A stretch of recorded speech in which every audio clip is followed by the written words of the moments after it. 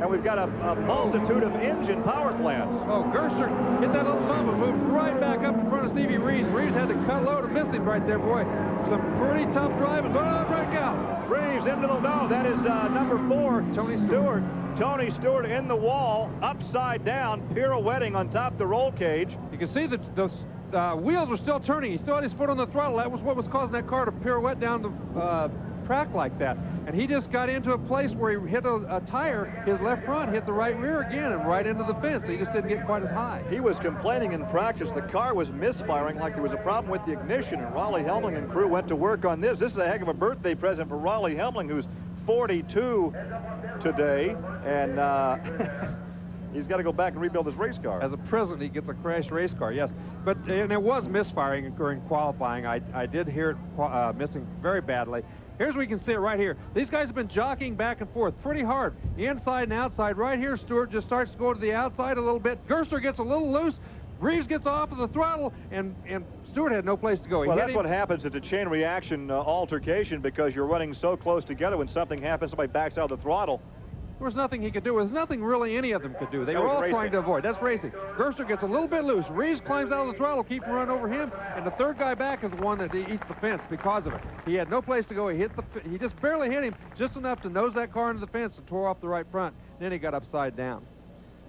Tony Stewart, who has been very impressive in the Silver Crown Series this year, as well as the sprint cars, picked up his second career sprint car victory earlier this season. Actually went back and won at Salem, which is where he went out of the ballpark last year. You can see the emergency crew there working with him. A lot of the energy had been absorbed before that car actually made contact with the inside grass. Yeah, see, he hit the ball pretty hard, though. I'll tell you what, when you hit the, here's moving around, he's shaking his head. You can see him right there. He's going to climb out. They rolled the car back over before he climbed out. But I can tell you, when you're running 115, 120, some at places on this racetrack, you're probably running 140 miles an hour down at the end of the straightaways, down at the end of the back straightaway. You're running really quick, and anytime you hit the cement wall, it's going to hurt you, and it's going to get your attention, and it's just going to shake you up a little bit. And I think that's all he's doing right there. He's trying to gather his thoughts because that scrambles your head a little bit. He is 5th right now in the USAC Copenhagen School Midget point standings. He's been very competitive in the midgets with the Scat B4 there of Raleigh Helmling, also in the Silver Crown Series. Finished second at Phoenix this year in the Silver Crown car. Won that sprint car race we talked about. Right now he's being asked all the questions that all you race drivers get asked when you get upside down, and they are: what's your name? Where are you at? What's today's date? What's your wife's name? And if you fail any of those 4, you're off to the hospital.